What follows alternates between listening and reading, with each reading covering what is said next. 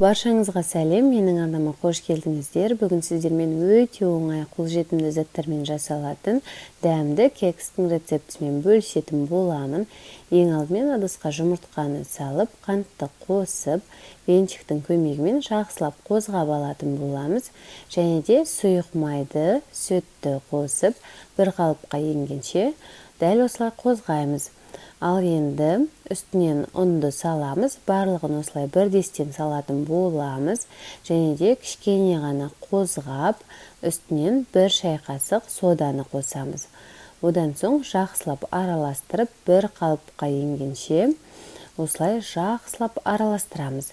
Міне біздің массамыз дайын болды. Көріп тұрғандарыңыздай сұйықтығы осындай. Ал енді керекті формочкаларымызды аламыз. Менде осындай кекске арналған формочка, және де әрқайсысынан 1,5 қасықтан салып, арасына өзіңіздің қалауыңызша джем немесе вареньені қоссақ болады.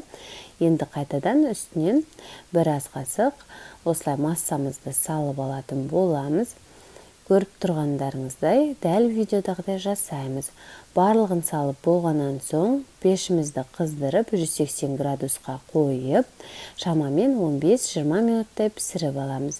Міне біздің кекстеріміз дайын, өте оңай дайындалады. Міндетті түрде жасап көруге кеңес беремін. Жұмсақ болып шығады. Дәмі де өте дәмді. Ас болсын. Егер де сізге видео рецепт ұнаған болса, менің каналыма тіркеліп, лайк басып каналыма тіркелуді ұмытпаңыз.